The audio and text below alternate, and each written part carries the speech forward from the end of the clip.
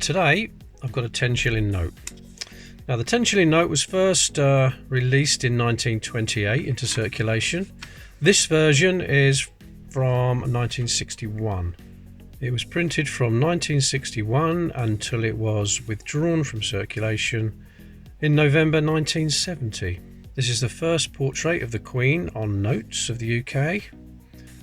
We've got there's Britannia, and I think you can just read that. It says Bank of England, Bank of England. Nice design for a note. Actually looks like money, doesn't it? Looks like money. Feels like money too. Right, on the back we've got another image of Britannia there. And another 10 shillings, and looks like some spirograph images there. Very nice. And you can just see the watermark through there. The Queen's face. I don't know if it's the Queen's face or Britannia's face there. Needs some light behind it. Just about see it though. Now this is not dated. They used to date notes, banknotes, but they didn't. They stopped doing it, and I think that's a shame, because I'd like to know the exact date it was printed. They still do in Scotland, I believe. Scottish notes have the dates on them.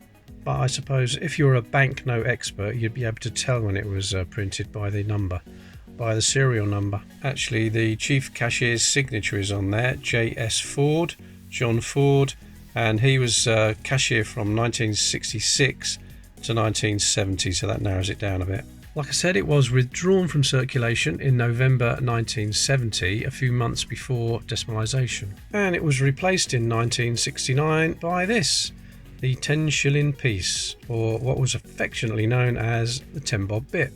I did say replace the 10 shilling note, but they did run concurrently with each other for a few months. It says on there 50 new pence, but this was released about 15 months before decimalisation, so it was used as 10 shillings. We'd already got used to decimalisation, because the year before, in 1968, we had the 5p and the 10p, which replaced the shilling and the 2 shillings respectively. I was fascinated by these when they came out. Couldn't wait for decimalisation day. Oh, what a fool I was. Old money was much better, much easier to understand and divide up and everything. I'll do a video on that soon, I'll explain. In 1964, the reverse was redesigned, and it looked like this.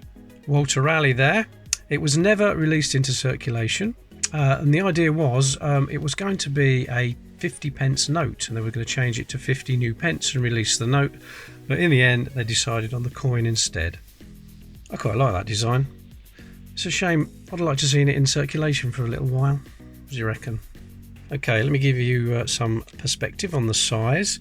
Here's a £5 note, and as you can see, it's the same width. Well, it's exactly the same width, but the 10 shilling note was just a little bit longer, about half an inch longer. When the 10 bob bit was released, it was quite a shocker, because it was a big value coin.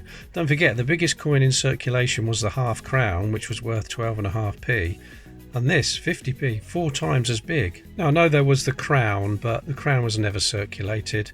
You never saw it in circulation. It was legal tender, but never saw any change. Yeah, it was quite strange to have such a high value coin in circulation. So let's see what you could have bought with a 10 bob bit in 1969. You could have got a pint of beer for 1 9. That's 1 shilling and 9 pence for a pint of best bitter. Now I put the running total down there. You could have also got a loaf of bread. That's a Mother's Pride loaf there. That's a large loaf, and that would have cost you 10 pence. And that total comes to a 2 and 7, or 2 shillings and 7 pence, and that's how it would have been written, 2/7, 2 and 7. You could have bought a tin of Heinz beans. That's a big tin of Heinz beans for 1 shilling. You could have probably got them cheaper if you'd gone for a Tesco brand.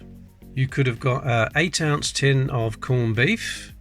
There we are. I think that tin is probably a lot older than 1969. It's probably just been in the cupboard a long time.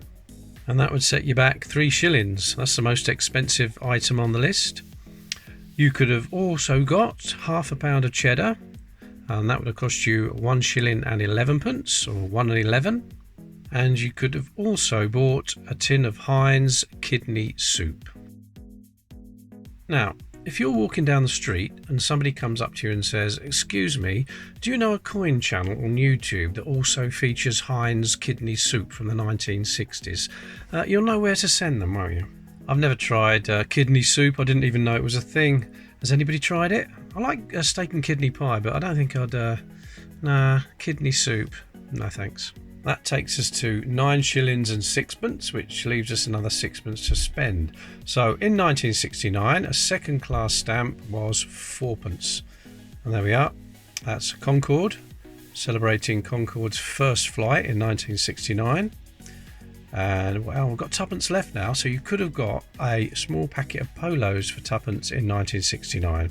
So that's a grand total of 10 shillings, which you could have bought everything with just the one coin.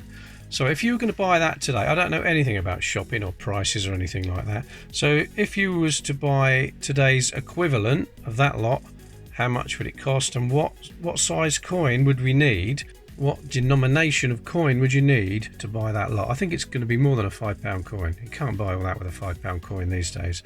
So when the 10 shilling note was withdrawn, you could still buy more with it than you can with a £5 note today.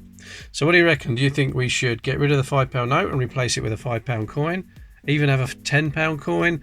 Or do you think the days of coins are numbered and it's never going to happen? I personally think that we're not going to get any higher denomination coins in circulation. I fear for the £2 as well. The £2 coin, I think, there's just too many fakes. I think it'll be withdrawn in a couple of years. So there's my video on the 10 shilling note and the 10 bob bit. And obviously this is the big chunky 10 bob bit, or 50p as it would later become, because it shrank in size in 1997 to that. So obviously this is not legal tender either. So there we are. Thank you very much for watching, and I'll see you in the next video.